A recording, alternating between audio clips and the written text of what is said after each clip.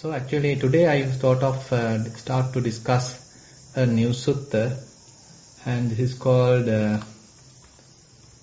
Uraga Sutta. So basically Uraga Sutta is quite interesting phenomena discussed by the Buddha, where the serpent. So this is also coming in the Sutta Nipata, as we already discussed. Sutta Nipata is one of the very classic books explaining early Buddhist teachings, and more famous sermons like sermons what you call the Ratana Sutta, Mangala Sutta, and we already discussed the Vanaya Gopala Sutta, and again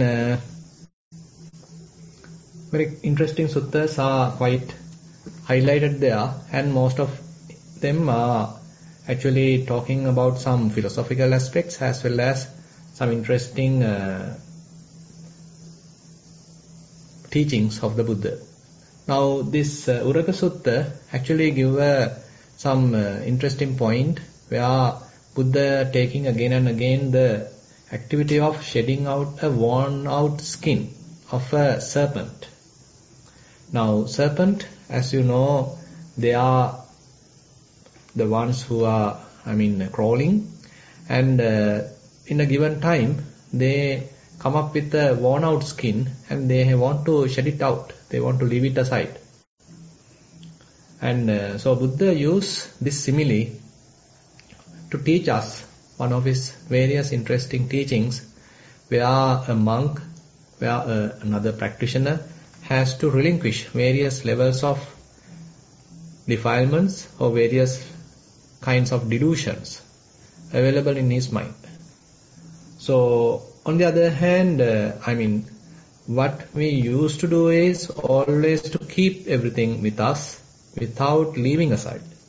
Say for example, if you have a kind of a self-view, you are trying to protect it, you want to safeguard it, and you think that is the most important thing.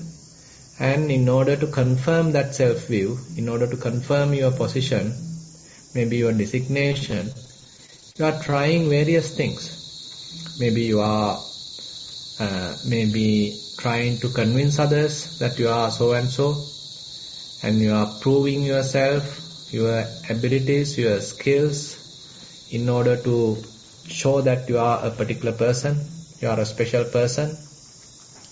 And sometimes we adorn ourselves to show ourselves, and we may take various exams to adorn ourselves, to show ourselves. So likewise we are trying to promote a self-view and to protect that self-view, and we are doing various things. And sometimes assume that we are doing well. So then we don't think of going out at all. Going out in the sense to look for a kind of a freedom is beyond our scope, because we are now doing well. But on the other hand, sometimes we come across various difficulties and certain tragic situations, and on such occasions probably we may think of an alternative rather than simply going around again and again on the typical life cycle. Sometimes we want to think about a separate or different kind of an alternative. So that is also possible.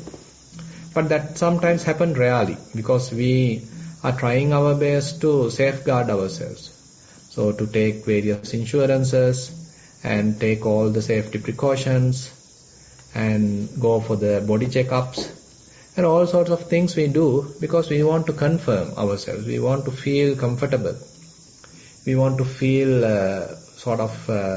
firm, determined, safe. But on the other hand, whenever life brings us a lot of problems, brings us a lot of accidents, incidents, and unpredicted situations, then actually sometimes the whole thing trembled and we get shocked. We didn't even imagine this kind of things going to happen.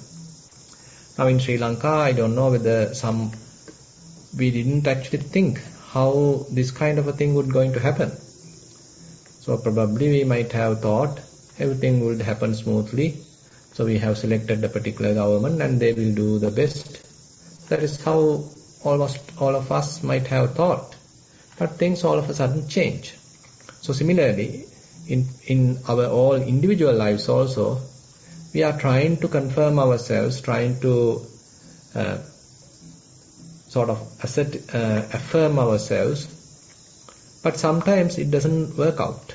Sometimes things go wrong and everything goes upside down.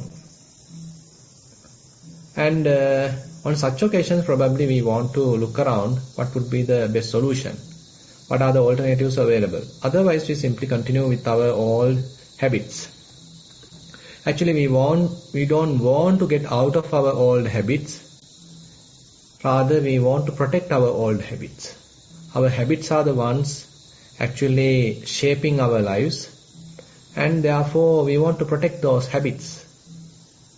And we become very much like a servant to our habits, kind of a slave to our habits.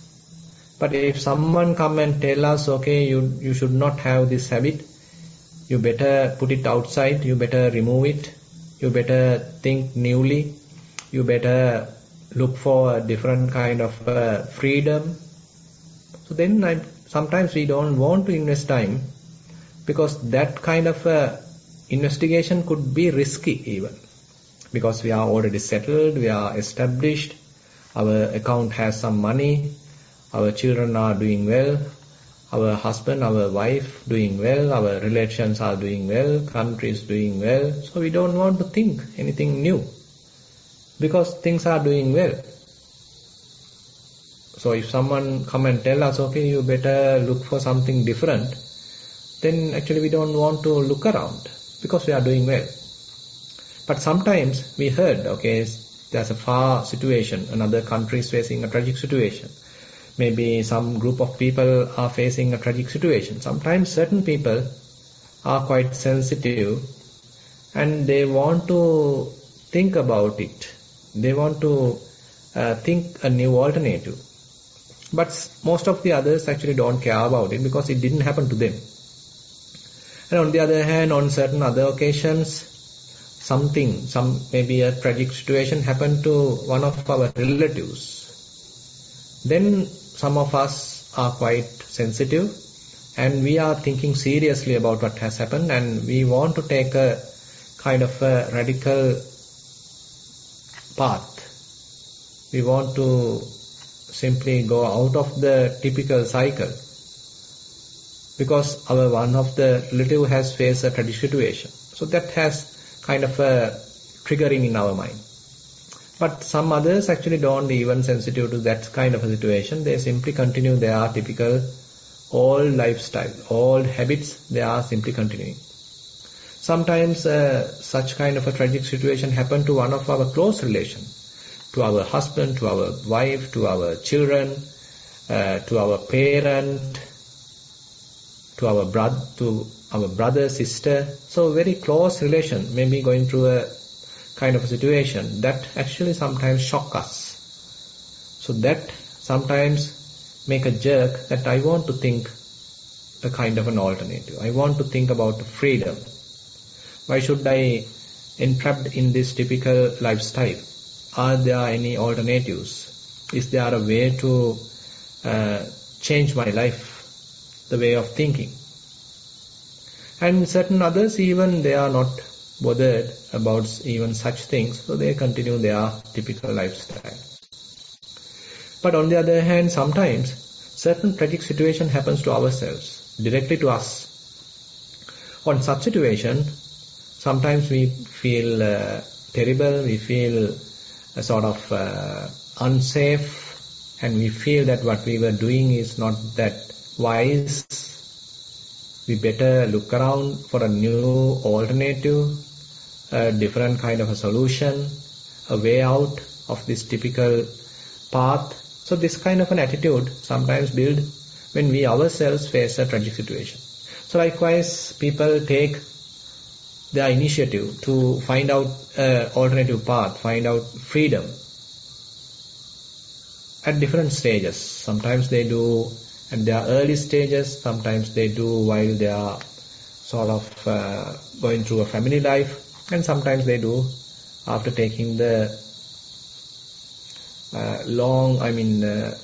after 60s or maybe. Sometimes it is too late.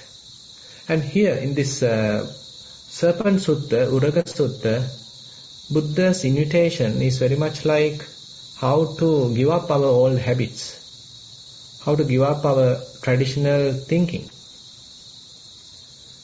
kind of to which actually we become very much programmed, we become somewhat conditioned. Our mind is fairly programmed to think in a particular manner. So is it possible for us to think newly, think differently, out of the box? Are we ready to do that? Now, Buddha actually pointing out this, so again and again he highlights how a serpent shedding off the worn out skin. So worn out skin is something that he has to left aside time to time. And according to the commentary, so it is mentioned when the serpent is shedding out the old skin, so there are 4 factors that concerning about it, and basically it is he is doing a kind of a law according to its tradition or according to its species. You know, the other animals don't do that kind of a thing, worn out skin, they are not doing it. But these serpents are the ones only doing this worn out skin shedding out, and this is a kind of a activity specified to that particular species. And they do with disgust. There is no any desire to keep the worn out skin. Actually it was the skin protected that particular serpent for a long time. It is the sheath appeared to protect it. But now they don't want it. Now this particular serpent wants to have the new skin, and now very much like disgusted about the existing old skin. Now it wants to leave it aside. Maybe it's circling around a kind of a wood, maybe a tree or a cavity, and using the help of that it wants to get rid of it. And assume that the serpent has little bit removed it, but some part is still hanging. So then according to the Sutta, so Buddha mentioned that when a part of it is removed, a part of it is still hanging with the body, so the serpent is a kind of a disgusting attitude towards that worn out skin, because it wants to remove it immediately as quickly as possible, because it doesn't want it. And therefore there's a kind of a disgust towards the existing skin, the old skin. And on the other hand, it sometimes get the help of another tree or another kind of a cavity, so using which, so it is getting certain kind of a support to remove the worn out skin. And with some effort it has to be done. So if you don't do anything, if the serpent don't do anything, the worn out skin doesn't fall out, rather it will hang around. So there is a certain amount of effort is required in order to remove it. Now very beautifully these points actually are related to the monk's life, to the yogi's life. So how he or she wants to purify himself. So there are also a kind of a situation in the yogi's side like this serpent is doing. So the yogi also has kind of a tradition. So that is the ancient noble tradition. So if you can remember Buddha pointing out the Arya Vansa Sutta, so Buddha mentioned, so all these traditions, all these practices are not unique to this particular Buddha. These are quite ancient traditions followed by millions of arahants, millions of the Buddhas. So this is the tradition of the Aryans, this is the tradition of the nobles. So assume that we are today trying our best to practice, then we are also doing the same thing, trying to do the same thing. So very much like, so it's a specific feature of this particular species, the nobles. And on the other hand, when we recognize, okay, what we were thinking is wrong, what we understood is because of our delusion. We had a kind of a delusion, and those are not something to keep. What we were holding, what we were grasping, are not worthy of grasping. So whenever we come across this kind of a insight, then sometimes we feel disgusted of why we are holding it. Why are we still attached to things? And the question comes from our side. Our own mind sometimes questions us, so why are we still holding these things? So therefore, it's very much like kind of a dispassion arise towards the existing things, and without a problem, now a yogi, a practitioner, is slowly preparing himself to leave aside things, to relinquish things. And sometimes he or she may feel little disgusted about the mind, because mind again and again go and grasp. Even though we have understood the realities, still mind didn't give up the old habit. So sometimes we feel disgusted about the activity of the mind. So we have enough seen the, say, non-self nature. Maybe we have seen enough about the unsatisfactory nature. We have seen enough the impermanent nature. But still, mind didn't give up. Still mind want to keep. Still mind want to possess. Mind want to say that this belongs to me. Mind want to go through a kind of a self-affirmative thoughts. Then probably we may feel a little disgusted. Why this idiot is doing this? Why this fellow is still doing this? Even though I have understood this experientially, I have gone through maybe mindfulness practice, I have done fair amount of hard work, but still mind is not liberated. So sometimes we feel a little disgusted. So that is also involved. And on the other hand, we sometimes can't do it alone. We need to get the help of the Buddha, his teaching, his guidance, and maybe the guidance of a Kalyana Mitta. Because sometimes to finding out it by our own is quite difficult. So what are the already available paths? What are the already proven paths? So that is something we are searching from the Buddha's teaching. So what are the sort of correct path that Buddha himself has discovered and then preached to many others, and they too have followed it and they too have liberated. So what are the techniques available? And we are searching them, we are trying to investigate them, trying to learn from them and get the guidance from them. So with that help, particularly from the Kalyana Mittas, what we are getting, so it is quite immense. Actually, Buddha is the great Kalyana Mitta, and he has given a kind of a great example, and we have faith on him, and we are also now trying to faithfully follow the teaching, and we ourselves slowly, time to time, experience certain amount of freedom. So therefore we are getting the support of the Buddha's teaching and from his example, and the other fellow practitioners, Kalyana Mittas, so that is also there. And on the other hand, we have to have our own effort. So even though the teachers are there, even though the Buddha's teaching is available, many others are following it, if we are not putting effort by ourselves, nothing will happen. So basically we have to put our own effort, then only the results would be possible. So therefore, when consider the shedding of the worn out skin by a serpent with disgust, which is, and again with effort and with the support of something else, and again which is unique to their species, and this can have a kind of an analogy between what a practitioner is doing.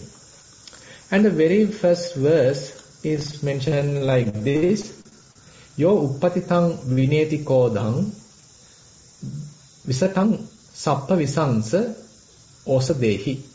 So bhikkhu jahati ora parang urago jinnamiva tachampurana. Yo uppatitang vineti kodang. Now here Buddha talks first about the anger. So if one is trying to remove anger risen in one's mind, how? Visatang sappa visansa osa dehi. So like kind of the what you call this poison, the venom of a snake. When it is available, assume that you go through a snake bite and now the venom is available. Now we are applying certain maybe herbals and different things to remove it. So Buddha mentioned now anger is something like that. So now you are very much like bitten by a snake. You are now angry. So don't keep the venom. Don't keep that poisonous venom. Now you got to remove it. You need to apply the herbs, medicines. So Buddha mentioned, so bhikkhu jahati ora parang urago jinnamiva tachampurana. So now this particular practitioner is removing that venom, removing that anger, like a worn out skin shed off by a serpent. Now you can recognize how Buddha actually beautifully combined these two activities. Now two similes actually given here. One simile is kind of a snake bite, that you already have certain poisonous venom now. That has to be quickly removed, otherwise you will be in a big trouble. So you have to carefully remove it, quickly remove it. So similarly Buddha mentioned, if the mind is now burning with anger, don't keep it. So if you are keeping it, if you are nurturing it, if you are promoting it, then you are the ones ultimately going to suffer. There may be various other parties involved, and probably you may be correct. You may be telling the truth, but the other parties may be wrong. But who is the one burning? Who is the one suffering? No one else, that is ourselves. So there Buddha highlights how one has to remove anger without keeping it in the mind. So if we are trying to rationalize anger in our mind, so we never going to remove it. So we may be 100% correct, the other party may be 100% wrong. But if we are burning with anger, there is something wrong in our side. So that is something that we need to have a kind of a introspection, to have a kind of an inward attitude, and to find out, why am I burning with anger? Why am I keeping it? Why am I promoting it? Is there any benefit from this for me?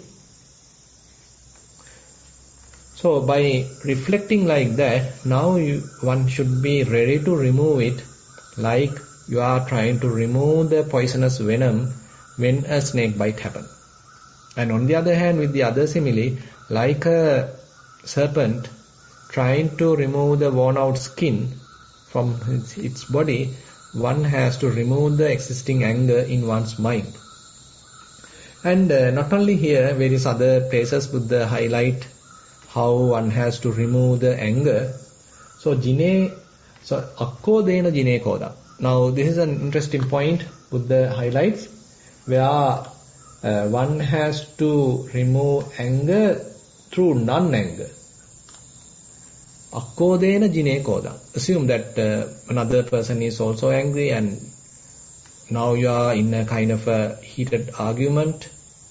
But on such occasion, if you two are going on and trying to attack, so then going to have a big trouble.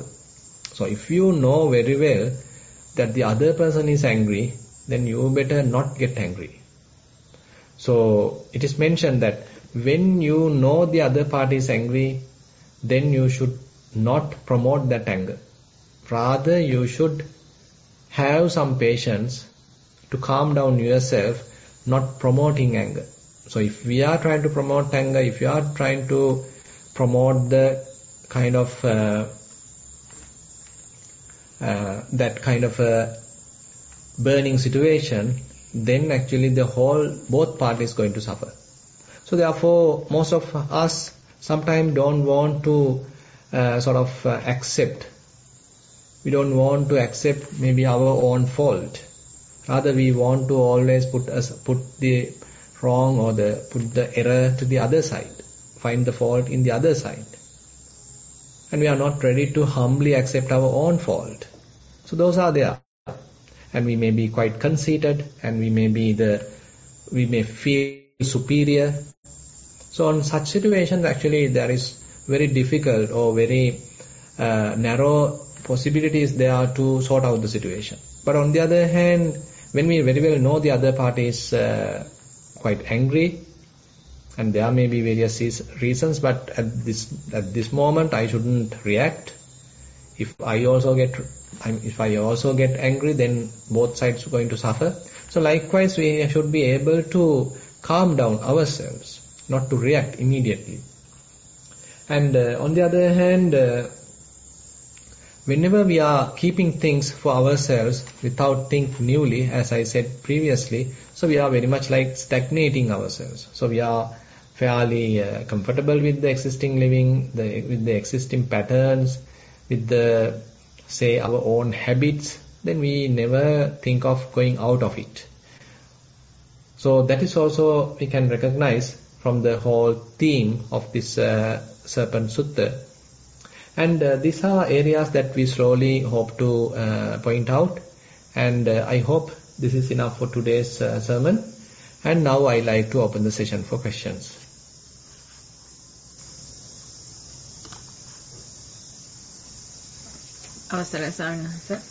Yeah. We have 4 questions at the moment. Chatu is not here yet, so I will start reading the questions. Yeah. First one is mindful sitting. Give me a minute, I missed the spot on that one. Yes.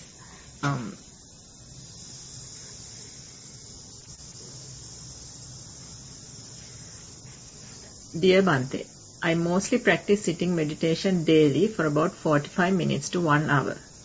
After sitting and concentrating to the rising and falling of abdomen, it quickly fades away and my mind and body settle down. Some days without proper concentration to the Kamatahan, my body and mind settle down very quickly. Mm-hmm.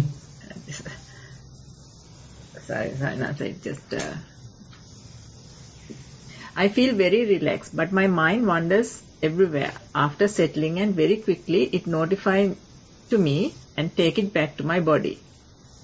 Again going away and take it back. This is the process happening about 40 minutes during my meditation.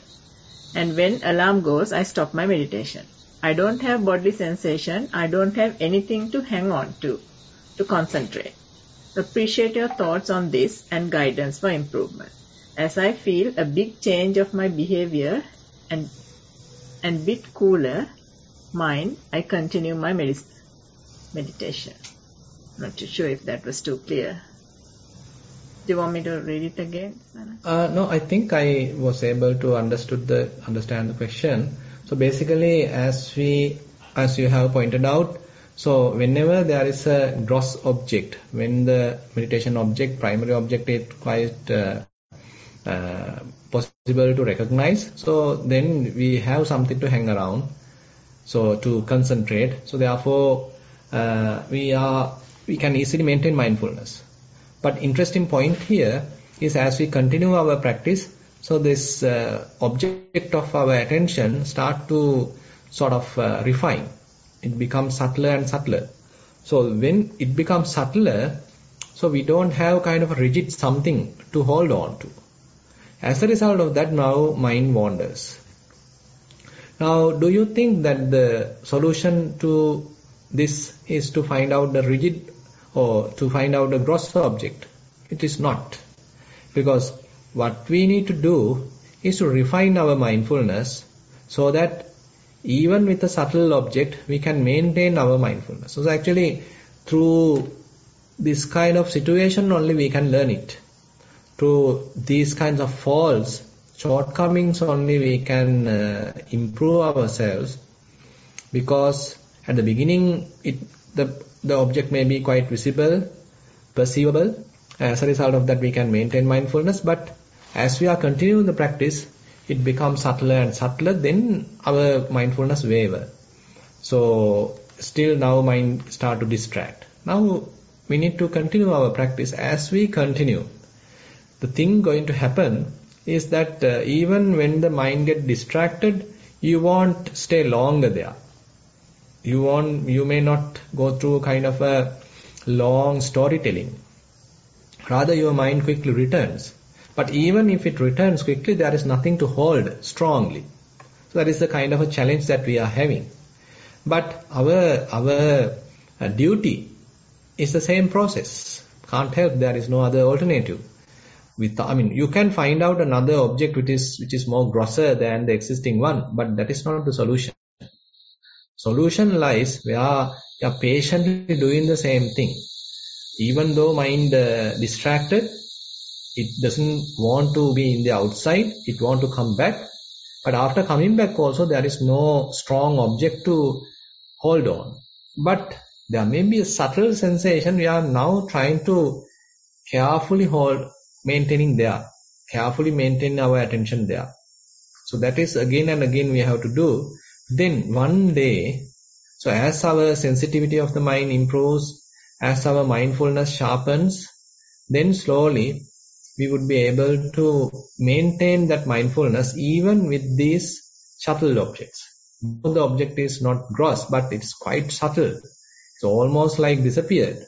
But without any distraction, you can maintain your mindfulness. So that is the kind of accomplishment that we need to do. That is something kind of the direction that we need to target. That we have to do with trial and error. Can't help. Mind get distracted again and again. We have to bring it back, keep it with the subtle breath or subtle sensation, subtle rising and falling. One day you will be successful. Even when breath is not available, you can maintain the mindfulness. You can maintain concentration. Even the rising and falling completely disappeared, still you can maintain your attention within the body. So this is a kind of a skill that we need to develop. That we need to develop practically. So therefore, you have to patiently do it. Then definitely you will one day you can report, yes, now even the object is not there, but I can maintain mindfulness. Yeah. Question number 2 of 6. This mindful sitting. Dear Bhante, I used to practice well before COVID, developing a daily practice and participated in multiple retreats in Australia and New Zealand. Due to the disruptions in my job and the living, I could not do any regular practice during the last 2 years. However, every Sunday I connect to this program and much merits for your service. Since this is a short practice session, after the guided time, I immediately start opening up to listen to the sound of silence and try to stay in the relaxed zone for the next 30 minutes.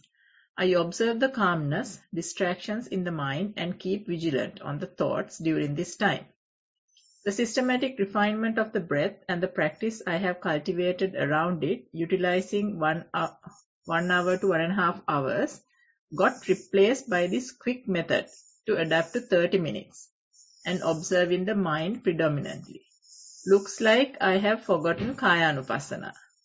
Thought of checking with Bhante for any advice if necessary. With metta. That's the end of the question. Yeah. By the way, if you are confident and again if you can manage it, then there is no harm, because now your mindfulness has fairly refined and clear comprehension is also there, and you are in a region where you can recognize the sound of silence. So that indicates fair amount of calmness is already available in your mind, and now you are paying attention to the mind objects or various thoughts, various mental states. No harm. Actually, sometimes in the future, probably you can revisit Kayanupassana if necessary. But now it seems like you can continue with what you are doing, because fairly you are established in the Chittanupassana. Now slowly allow the mind to little wander. Now don't entertain any kind of a forceful say restriction to the mind. Rather maintain a fair amount of mindfulness, but give some freedom to the mind to freely wander. But be vigilant. When it is wandering, check where it is going. When it is going and grasping, you got to recognize now it has grasped. Again it has burdened. And then you have to slowly relinquish it. Slowly leave it aside. And you can use various methods, Chittanupassana techniques like recognizing the grasping. And once it is recognized, you may feel little burden, you may feel little frustrated, or you feel uncomfortable. Then why are we maintaining this kind of uncomfortable grasping state? Why can't I return back to that simplicity? So now you are returning back to the simplicity, that non-grasping state, just the simple awareness. And assume that you can even recognize when the grasping happens, how you sort of contributed towards that, how you participated in that construction, how you step by step go through that preparation, construction, the sankata nature, conditioned nature. So once you recognize that also helps us to unentangle the whole thing and return back to that simplicity. So likewise, various methods are there. So if we are able to continue confidently, then no need to go back to Kayanupassana immediately. Rather, you can continue this practice as much as possible. Question number 3 of 6. This is a Dhamma sermon question. Dear Venerable Bhante, thank you for selecting this Sutta teaching. When you mentioned that habitual nature of mind, repetitiveness, although after knowing its mind, I was feeling disgusted about the mind. You are spot on. On that you said I am there. I'm not bothered about anger or lust that come and go, but rather how the clinging happens.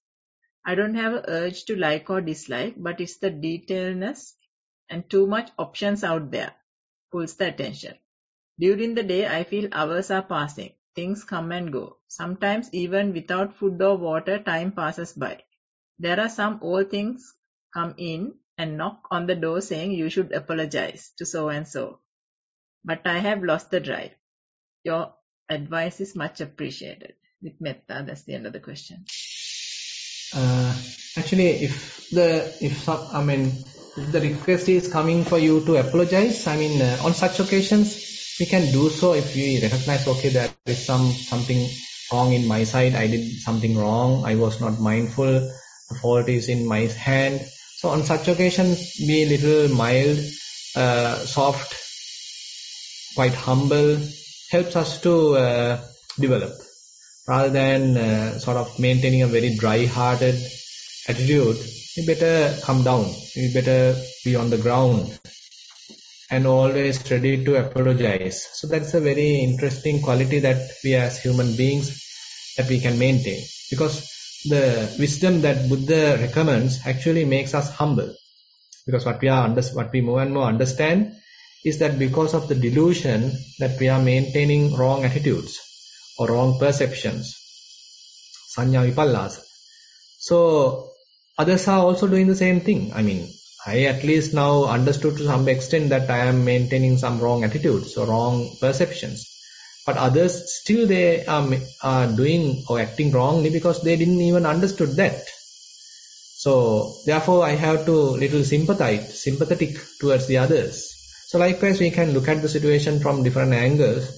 And on the other hand, even though we understood it, still mind goes through the old pattern. So that is the interesting point. So that is where even available to a noble person. You don't need to worry thinking that it is happening only to you. But Buddha mentioned it is common even to a Sotapanna, even to a Sakadagami, even to an Anagami. So only an Arahant we can consider as the perfect person. But all the other nobles even, they also feel disgusted of what this mind is doing. This is a very interesting point. Actually, if you can refer Indriya Bhavana Sutta, so there Buddha mentioned, so when grasping happens, when mind gets excited, when mind gets agitated, so Buddha mentioned this noble person, he feels disgusted. Attiyati harayati jigucchati. So he feels disgusted of this old habit of the mind. And he feels ashamed of what mind is doing. Now with that shame, with that disgusted attitude, now he quickly returns back to that non-grasping state. He didn't want to go through this typical, little cumbersome insight meditative techniques. Rather, this very disgust could be enough for the mind to return back. It's very much like a little child assume that a little child is doing something wrong, and then his mother or his father is little showing the unpleasant or non-approving attitude towards the child. What are you doing? So then the child himself may understand, okay, my mother didn't approve what I am doing. My father didn't approve what I am doing. So that very attitude could be enough for the child to stop it and to return back to the correct path. So likewise, our mind also sometimes act like a child. Even though we are trying to maintain wisdom, it didn't want to maintain it. It didn't want to behave well. Rather, like a little child, go and grasp things, behave wrongly. And we have to be somewhat self-compassionate towards ourselves, have to be a little sympathetic towards ourselves to slowly correct ourselves. We can't immediately do it, even though we theoretically understand the path, even though through the practice we understand the path to some extent, still a lot of latent tendencies are operating. Those were there for a long time. So therefore, we have to carefully correct ourselves. So don't worry therefore. Basically, this is how Buddha mentioned even to a Sotapanna, Sakadagami, Anagami about their operation of the mind. They too go through this kind of a process. So there is no argument about us. We simply have to patiently go through the process. How to have that attitude, how to have the corrective attitude that even though it takes time, I am doing it. I am not stopping. I am continuing with my practice. I am trying to purify myself. So likewise, that positive attitude is quite important. Yeah. Question number 4 of 6 is a general question. Dear Bhante, can anyone achieve enlightenment while practicing Sattara Satipatthana only? Or is it necessary to practice other types, as an example, Pilikul Metta meditation, of meditation simultaneously? How do you get to know which meditation method should go with Sattara Satipatthana? Thanks for your valuable time and guidance toward meditation. That's the another question. Yeah, actually, if you are referring the Asubha Bhavana, actually Asubha Bhavana is part of Kayanupassana. So if you refer Kayanupassana, it has 14 methods, meditation techniques explained, and there are 9 referring the the decaying corpse. One is referring human corpse going through various stages of decaying, and that is one type of Asubha Bhavana. So you are putting your body into the same perspective of the decaying corpse, and you understand, okay, this body also going through that kind of a situation. That is the reality. So therefore, the conceit can be eliminated, the lust can be eliminated. So that is 9 objects are mentioned in Kayanupassana. And on the other hand, that is called Navasivatika. And on the other hand, Asubha Bhavana, Patikkula Manasikara, is also there in the Kayanupassana. So Buddha mentioned that this body consists of 32 bodily parts. None of them are attractive, rather they are quite loathsome. So that is also included. So therefore, in the Satipatthana practice, Asubha Bhavana is included. On the other hand, it doesn't mean that we have to always have them. Have in the sense, always that we need to practice them. Because at the beginning of our practice, yes, it is true that we may need, because our defilements are quite strong, hindrances are quite strong, lust is quite strong. As a result of that, I mean, you can't immediately practice anapanasati or rising and falling, dhatu manasikara, etc. because lust is so strong. Probably you may need to practice a little bit of asubha bhavana that helps to bring the mind to the middle. But later, suppose now you are practicing anapanasati, rising and falling, or dhatu manasikara for a long time, and now even you have practiced Vedananupassana, now you are observing the mind, you are practicing Chittanupassana or Dhammanupassana. Now, fair amount of mindfulness is already available, and fair amount of clear comprehension is already available.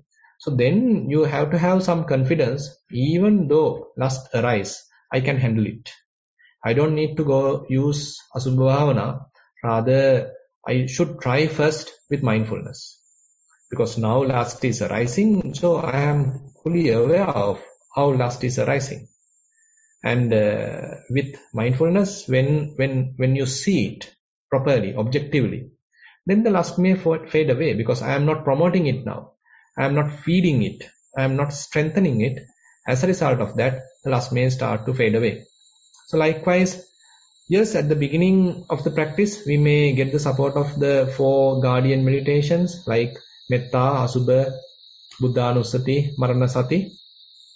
But later, as the confidence develop, we can fully keep the confidence with the 4 Satipatthana, because Satipatthana is a fairly comprehensive practice, and it ends up with the 4 noble truths. So that shows us how Buddha has very much designed it. So therefore, Satipatthana practice then become a fairly comprehensive practice, and where you don't need the 4 guardian meditations anymore. Yeah. Question number 5 of 6. It's a general question again. Dear Swamin Wahansa, I have been practicing sitting meditation for more than a year, and now I can recognize my bad thoughts, such as anger, jealousy, etc. immediately, arising in my mind. In the past, I haven't had this capability, and I went around bad thoughts while creating stories. Now I can clearly understand that some sort of improvement and mindfulness about my thoughts. Is there any method to get rid of bad thoughts? What should I do? That's the end of the question. Yeah, actually, now this very observation, very recognition helps you to slowly abandon them. That is where Buddha very beautifully mentioned, Janato bhikkhave passato asavanam khayam vadami. No ajanato, no apassato. So only for the person who clearly knows, who clearly sees, to him I call, to him I declare that the eradication of asavas, pains, defilements are possible. So therefore, the mindfulness practice helps us to recognize our own faults, recognize our own habit patterns, the wrong way of thinking, various defilements available in the mind. And we don't need to get discouraged. I mean, how many defilements are there? How much defilements are there? When am I going to abandon all these things? I mean, this kind of an attitude can develop, because, I mean, it's quite, I mean, even though I am practicing for a long time, still defilements are happening. So I might get discouraged. When am I going to eliminate all these bad thoughts? So the question can come. But carefully we need to continue, because the practice may not happen immediately. We can't expect quick enlightenment. So Buddha actually gave a very practical example, like he mentioned about how a warning out happened in a handle of an axe. Probably you might have heard about this simile. So assume that someone is using an axe to cut trees, and it has a strong handle. And when he is doing it daily, so slowly that handle starts to wear out. And one day he may understand, actually I can't use it anymore. I have to replace the handle. So this is a kind of understanding that all of a sudden comes, because that handle is now completely worn out. Now you have to put a new handle, new say whatever the stick.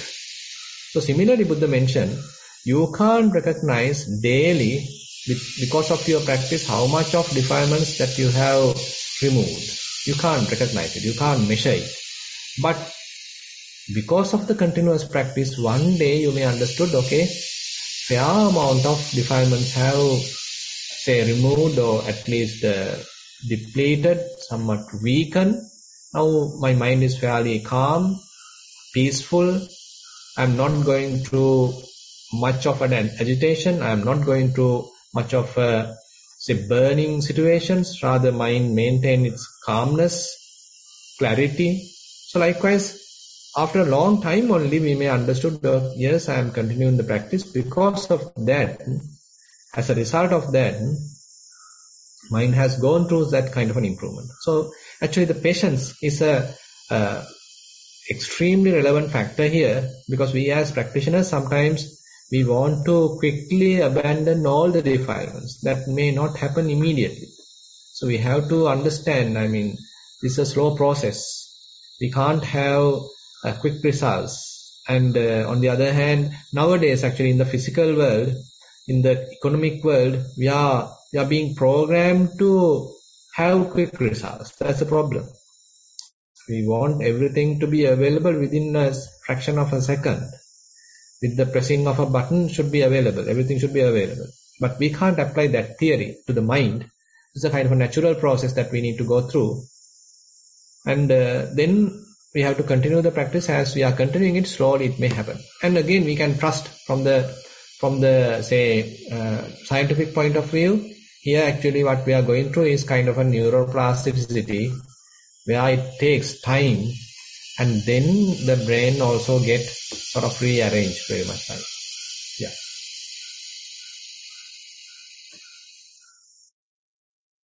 Question number 6. This is the last question. It's a general question. Dear Bhante, I try not to dwell too much on the current adverse situations in the world, but focus on my mind and the practice. However, again and again, I go and tangle with these: the war, the economic situations around the world, the political situation in Sri Lanka, etc., etc. Is this keles or karma, Bhante? That's the end of the question. I think maybe both we can say, actually, because we all as humans probably, we might have gone through certain amount of situations, and it could be little karma as well. But on the other hand, this is the typical situation of the human realm. I mean, you can't think of something quite peaceful during the Buddha's time. And probably you may think, okay, I mean, only today we have all these troubles. And if I was born during the Buddha's period, I mean, I should have done everything. Everything was quite smooth. And it is not. And probably you can understand how Buddha went through various wars. And you can remember, say during the Buddha's period, King Pasenadi Kosala. So he went through many battles. And King Ajasatta, he went through many battles. And Buddha's whole clan, the Sakyan clan, completely abolished by this King Vidudaba. Actually, Buddha wanted to stop it. Twice he tried. When King Vidudaba was going towards the Sakyan kingdom, so Buddha understood that he is going to kill all the Sakyans, and he wanted to stop it. And what he did was, he recognized kind of just a single tree on the way towards the Sakyan kingdom. When the army is coming with this King Vidudaba, just Buddha is sitting there. And then King Vidudaba recognized Buddha, and he approached him and asked, Bhante, I mean, there are a lot of trees around. Why are you staying here? Where this tree doesn't have any leaves even. Why are you sitting here? Then what Buddha mentioned was, even the wind coming from the Sakyan kingdom is sort of pleasing to me. It's a kind of an indication that he didn't approve what King Vidudaba is doing. He didn't directly tell, okay, please abandon war, don't kill Sakyans. Like that he didn't say. Rather, he indicated that he wished the long life of the Sakyans. So then King Vidudaba understood that, he returned back. But again King Vidudaba comes with another army. Again Buddha understood, now this fellow is going to kill my relatives. Again Buddha did the same thing. The same thing happened, King Vidudaba returned. Now for the third time, King Virudaba is coming with the army. Now Buddha reflect and he understood, yes, can't help. These Sakyans have their own karma and certain may not have their karma. So likewise, he didn't go to intervene. So then King Virudaba go and kill most of the Sakyans. So this is whole human realm is actually filled with all these tragic situations. Sometimes a certain kingdom become powerful and they want to invade another kingdom. And sometimes they become weaker and they being invaded by another kingdom. So likewise, this is the human realm that we are born to, and can't escape. Rather, can't escape in the sense, I mean, this is how it is conditioned world is working. And actually, there's an interesting story that King Sakka is coming and ask. That he is asking, I mean, these kings, so these the humans and even the heavenly realms, those celestial beings, they want to live harmoniously. But why are they quarreling? Why are they arguing? So interesting question. So our question King Sakka has asked. And then Buddha actually go through a kind of a long answer. So because of the miserliness, because of the having something more likable, more preferred things. And so likewise, kind of a continuous answer is given in the Sakkapanha Sutta. Probably we can discuss this later. So likewise, this is a kind of a nature, not only in the human realm, even with the godly realms, this is there. So there was an old story of kind of a war happened between the celestial beings, the gods, and the asuras, Sura and Asura Sangrama. So that also has happened. Hopefully now it is over and now they may be living peacefully. Now only the war between the Russia and Ukraine is available. Anyway, so this is the human realm. So we can't expect perfection in this realm. So on the other hand, actually sometimes I listen to Ajahn Sumedho. So he points out, he highlight, this is not the place for our safe living. Rather, this is a quite unsafe place. Human realm is a quite unsafe realm. And again, it is filled with lot of sankhara, filled with lot of uncertainties. It's a conditioned world. So we can't expect complete happiness, complete perfection in the conditioned world because these conditions are quite vulnerable. So therefore, we need to find out a way out. So what is the safe dwelling place? Where are we finding out kind of a refuge? Can we find out a refuge in the conditioned world? So these are the questions actually we need to ask. Are we going to find out a permanent solution in the conditioned world? Are there such permanent solution available in the conditioned world? So, or else Buddha point out a different answer. Is there a solution outside the conditioned world? Is there any other alternative solution? Then we need to search that in that angle. Then it becomes a kind of a Arya Pariyesana, kind of a noble noble quest, noble investigation. Because if we are trying to find out a conditioned answer in the conditioned world, so this answer not going to last for a long time. So this is kind of a reality that we need to understand as practitioners. So even though we go through a lot of problems, this is kind of common thing to the whole human realm, not only to this time, even to the past, maybe to the future as well.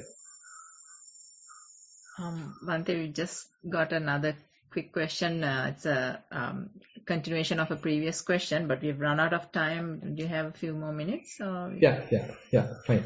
So this is regarding the previous question where you, I think, asked them to apologize. The continuation is this, Dear Venerable Bhante, you mentioned that it's good to apologize, but communication can mean various things and be interpreted differently. So that's just a statement there. I think it's a continuation where you said to apologize. Yeah. So don't apologize through an email. So you better, because it can cause another misunderstanding. So better you meet and honestly apologize, so that if there is any wrong misunderstanding, then you can communicate face to face. And so likewise, actually these days, even though many communication methods are available, as you said, sometimes it aggravates the situation, because sometimes we send an SMS, we send a WhatsApp message, we send an email, but the other party didn't understand it well. Because the human communication, I mean, we have really separated basically because of these methods sometimes.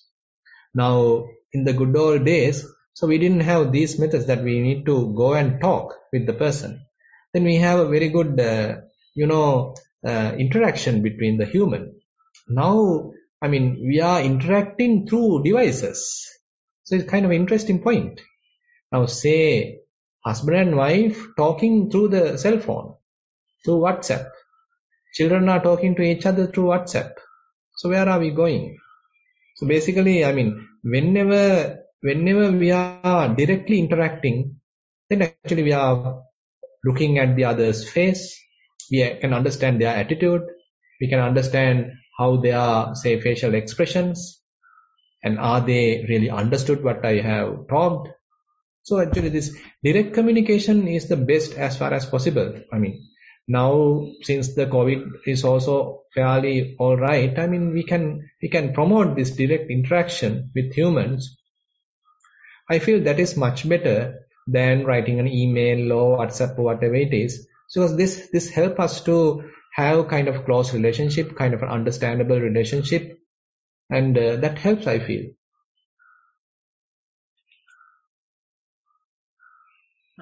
So that's the end of the questions, and we have gone over time, so we will finish the program for today. So to end the program, I would first like to thank Bhante for giving up his valuable time in participating in this program and providing us with the guidance for the mindfulness practice, and also answering our questions, and also enriching our Dhamma knowledge with the Dhamma talk. We would first like to pass our merits to Bhante. Sadhu, sadhu, sadhu. Also, we would like to pass our merits to everyone, both seen and unseen, who are enabling this program, and also the participants for joining the program and presenting questions and encouraging the organizers to make this program possible. Until next time, Theruvan Saranai, Sadhu, Sadhu, Sadhu. Yeah, Theruvan Saranai.